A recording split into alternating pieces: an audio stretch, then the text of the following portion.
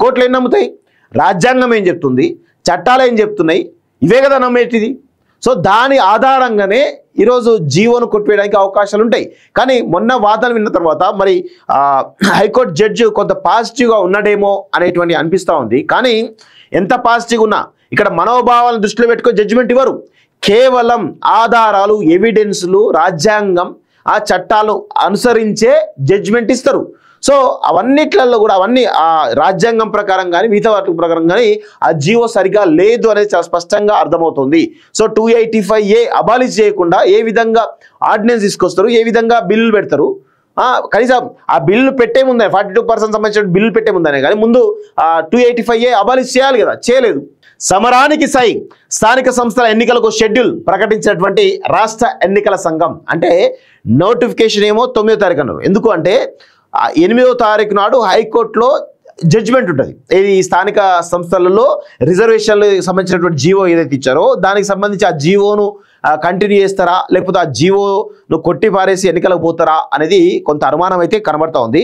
నాకు తెలిసి హైకోర్టులో ఖచ్చితంగా జీవోను క్యాన్సిల్ చేయడానికి అవకాశం ఉంటుంది. సో జీవో క్యాన్సిల్ చేస్తే ఏమవుతుంది జీవోని క్యాన్సిల్ చేస్తే ఈ 42% అఫీషియల్గా 42% అనేది అఫీషియల్గా ఉండదు. 100% 42% రిజర్వేషన్స్ ఉండవు. సో దీని పాపం ఎవరిది? ఫస్ట్ కాంగ్రెస్ అవుతుంది, తర్వాత బీఆర్ఎస్ అవుతుంది, తర్వాత బీజేపీ అవుతుంది. సో ఇప్పుడు వీళ్ళు ఎంత మేము స్వాగతిస్తున్నామని చెప్పినప్పుడు కూడా అసలు న్యాయస్థానాలలో బీసీలకు సంబంధించిన ప్రతి అంశం కూడా మీరు గుర్తుపెట్టుకోండి. బీసీలకు ఏదైనా ఏద్దామనగానే న్యాయస్థానాలు వీగిపోతూ ఉంటాయి. అంత వీక్గా వీళ్ళు బిల్లులు తీసుకొస్తారు, అంత వీక్గా ఆర్డినెన్స్ తీసుకొస్తారు, అంత వీక్గా జీవోలను కూడా తీసుకొస్తారు. సో అలా తీసుకురావడం వల్ల ఇమీడియట్గా న్యాయస్థానాల్లో ఆ లాజిక్ పాయింట్ మీద వాదనలు జరుగుతాయి. ఆ లాజిక్ పాయింట్ కోర్టులు ఏం నమ్ముతాయి? రాజ్యాంగం ఏం చెప్తుంది, చట్టాలు ఏం చెప్తున్నాయి, ఇవే కదా నమ్మేటిది. సో దాని ఆధారంగానే ఈరోజు జీవోను కొట్టివేయడానికి అవకాశాలు ఉంటాయి. కానీ మొన్న వాదనలు విన్న తర్వాత మరి హైకోర్టు జడ్జి కొంత పాజిటివ్గా ఉన్నాడేమో అనేటువంటి అనిపిస్తూ ఉంది. కానీ ఎంత పాజిటివ్గా ఉన్నా ఇక్కడ మనోభావాలను దృష్టిలో పెట్టుకొని జడ్జిమెంట్ ఇవ్వరు. కేవలం ఆధారాలు, ఎవిడెన్స్లు, రాజ్యాంగం, ఆ చట్టాలు అనుసరించే జడ్జిమెంట్ ఇస్తారు. సో అవన్నిట్లలో కూడా అవన్నీ ఆ రాజ్యాంగం ప్రకారం కానీ మిగతా వాటి ప్రకారం కానీ ఆ జీవో సరిగా లేదు అనేది చాలా స్పష్టంగా అర్థమవుతుంది. సో 285A అబాలిష్ చేయకుండా ఏ విధంగా ఆర్డినెన్స్ తీసుకొస్తారు, ఏ విధంగా బిల్లులు పెడతారు, కనీసం ఆ బిల్లు పెట్టే ముందే 42% సంబంధించిన బిల్లు పెట్టే ముందనే కానీ ముందు 285A అబాలిష్ చేయాలి కదా, చేయలేదు. సో ఇలా చేయకపోవడం ఒకటి. రెండోది, బీసీలలో ఇప్పుడు సోషియో ఎకనామిక్ పొలిటికల్ సంబంధించినటువంటి అంశాలు కులగరణ జరిగిందని చెప్పేసి రాష్ట్ర ప్రభుత్వం చెప్తుంది. సో వాళ్ళు కూడా మేనిఫెస్టోలో మేము బీసీ రిజర్వేషన్లు 40% ఇస్తాం, దాంతోపాటు ఉపవర్గీకరణ చేస్తామని చెప్పేసి అన్నారు. ఎప్పుడైనా కానీ న్యాయస్థానాలలో సరే లీగల్గా లేకున్నా కానీ ఈ సోషియో ఎకనామిక్ పొలిటికల్ దాంట్లో చూసినట్లయితే ఈ వర్గాలకు అన్యాయం జరుగుతుంది. బీసీలో ఉన్నటువంటి ఎంబీసీలు కానీ సంచార జాతులు కానీ వీళ్ళకి అన్యాయం జరుగుతూ ఉంది. సో ఖచ్చితంగా ఈ రిజర్వేషన్ వల్ల వాళ్ళే ఎక్కువ లబ్ధి పొందుతారు అనేది చెప్పే ఆ డివిజన్ కనుక ఉపవర్గీకరణ కనుక చేసి ఉంటే న్యాయస్థానాలలో ఖచ్చితంగా అడ్వకేట్స్కి అవకాశం ఉండేది, అడ్వకేట్ జనరల్కి అవకాశం ఉండేది. సో ఇప్పుడు అవకాశాన్ని కోల్పోయారు కాబట్టి 8వ తారీఖు నాడు జీవో క్యాన్సిల్ అయ్యే అవకాశం ఉంటుంది. కాబట్టి ఆ తర్వాత రాష్ట్ర ప్రభుత్వం ఏం చెప్తుంది, మా పార్టీ పరంగా మేము 42% రిజర్వేషన్ ఇస్తాం, మీరు కూడా ఇవ్వండి, మీ మీ చిత్తశుద్ధి నిరూపించుకోండి అని చెప్పడానికి కూడా అవకాశం ఉండే అవకాశం ఉంది వాస్తవంగా. సో చూద్దాం, మరి నిజంగా నాకైతే కొంత అనుమానం అయితే ఉంది మరి ఈ విషయంలో. చూద్దాం మరి న్యాయస్థానం ఏం చెప్తుందో చూడాల్సిన అవసరం అయితే ఉంది.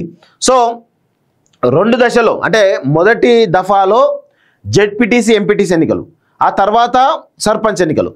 ఇది మొదటి దఫాలో 2 ఫేజుల అంటే 2 దశల్లో జెడ్పీటీసీ ఎంపీటీసీ ఎన్నికలు జరుగుతాయి. ఆ తర్వాత సర్పంచ్లు అయితే 3 దశల్లో జరగడానికి ఎన్నికల కమిషన్ నిర్ణయం తీసుకున్నట్టుగా తెలుస్తూ ఉంది. అక్టోబర్ 23 మొదటి దశ పోలింగ్, అక్టోబర్ 27 రెండో దశ పోలింగ్, నవంబర్ 11 ఫలితాలు ఏది ఎంపీటీసీ జెడ్పీటీసీ. ఆ తర్వాత పంచాయతీ సర్పంచ్ వార్డు సభ్యులకు 3 దశల్లో, వీటికి పోలింగ్ రోజే ఫలితాలు ఏది 11 ఆ రోజే ఫలితాలట. రాష్ట్రంలో అమల్లోకి కోడ్, ప్రభుత్వ గెజిట్ ఆధారంగా షెడ్యూల్ రాని కుమిదిరి అంటూ చూస్తా ఉన్నాం. సో కొద్ది నెలలుగా రాజకీయ వర్గాల్లో నెలకొన్న ఉత్కంఠకు తెరపడింది. స్థానిక సమరానికి రంగం సిద్ధమైంది. స్థానిక సంస్థల ఎన్నికలకు నగారా మోగింది. ZPTC, MPTC, panchayat sarpanch ward సభ్యుల ఎన్నికలకు రాష్ట్ర ఎన్నికల సంఘం షెడ్యూల్ ప్రకటించింది. జెడ్పీటీసీ, ఎంపీటీసీలకు రెండు దశల్లో అక్టోబర్ 23వ తారీఖు, అక్టోబర్ 27వ తారీఖు. ఆ సర్పంచ్ వార్డు సభ్యుల పదవులకు 3 సార్లు అంటే అక్టోబర్ 21, నవంబర్ 4, 8వ తేదీల్లో 3 దశల్లో ఎన్నికలు నిర్వహిస్తారు.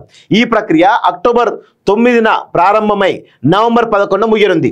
సర్పంచ్ వార్డు సభ్యుల పదవులకు పోలింగ్ రోజునే సర్పంచ్ వార్డు సభ్యుల సంబంధించినటువంటి ఏదైతే పదవులకు పోలింగ్ రోజునే ఓట్లు లెక్కించి అదే రోజు ఫలితాలు ప్రకటిస్తారు. జెడ్పీటీసీ, ఎంపీటీసీ పదవులకు మాత్రం నవంబర్ 11న ఓట్లను లెక్కించి ఫలితాలను ప్రకటించన్నారు. ఇక కేంద్ర ఎన్నికల సంఘం జూలై 15వ తేదీ వరకు సిద్ధం చేసిన ఓటర్ల తుది జాబితా ఆధారంగానే ఇది పోలింగ్ జరుగుతుందని చెప్పి చాలా స్పష్టంగా నిన్న ఎన్నికల కమిషనర్ చెప్పడం జరిగింది. సో విడతల వారిగా ఎన్నికల షెడ్యూల్ చూడండి.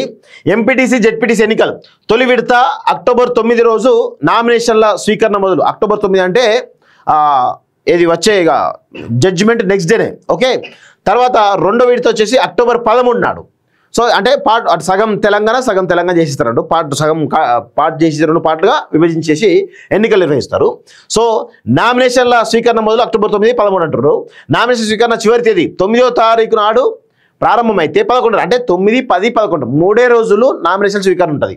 ఆ తర్వాత నామినేషన్ల పరిశీలన నెక్స్ట్ డే 12వ తారీఖు ఉంటుంది.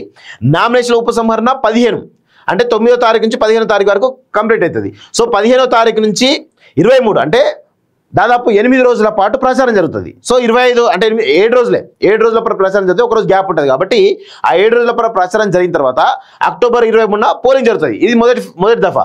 ఈ ఓట్ల లెక్కింపు ఫలితాలు వచ్చేసి ఇప్పుడు నవంబర్ 11వ తారీఖు నాడు ఓట్ల లెక్కింపు జరుగుతుంది. ఒకటి ఇది రెండో విడత చూసినట్లయితే అక్టోబర్ 13 నాడు ఆ నామినేషన్ ప్రక్రియ మొదలవుతుంది. సో అక్టోబర్ 13, 14, 15 తారీఖు స్వీకరణ చివరి తేదీ ఉంటుంది. తర్వాత నామినేషన్ల పరిశీలన 16వ తారీఖు ఉంటుంది. నామినేషన్ ఉపసంహరణ వచ్చేసి 19వ తారీఖు ఉంటుంది. పోలింగ్ తేదీ వచ్చేసి అక్టోబర్ 27, ఓట్ల లెక్కింపు వచ్చేసి నవంబర్ 11వ తారీఖున ఉంటుంది. ఇది ఎంపీటీసీ, జెడ్పీటీ సంబంధించినటువంటి అంశం. సో అదేవిధంగా ఇటు సర్పంచ్ ఎన్నికలకు సంబంధించి మూడు దఫాలుగా అక్టోబర్ 31 అంటే ఇది అయిపోయిన తర్వాత అక్టోబర్ 31, నవంబర్ 4, 8వ తేదీల్లో ఇది అయిపోయిన ఇమీడియట్గా మళ్ళీ ఆ సర్పంచ్ ఎన్నికల ప్రక్రియ కూడా కొనసాగుతూ ఉంటుంది. చాలా స్పష్టంగా చెప్తున్నారు. సో సర్పంచ్ వార్డు సభ్యులు ఎవరుతున్నారో వాటి ఫలితాలు మాత్రం ఏ రోజుకు ఆ రోజు ఇచ్చేస్తారు. కానీ ఎంపీటీసీ, జెడ్పీటీసీ ఫలితాలు మాత్రం నవంబర్ 11వ తారీఖు ఇస్తారు. సో నవంబర్ 11వ తారీఖు అంటే నవంబర్ 15 వరకు ఎంపీపీలు, జెడ్పీ చైర్మన్లు కూడా ఒక 3-4 రోజుల గ్యాప్లో అవి కూడా ఫిల్ చేసిస్తారని చాలా స్పష్టంగా అర్థమవుతా ఉంది. సో ఇది నోటిఫికేషన్ సంబంధించినటువంటి షెడ్యూల్ ఇది.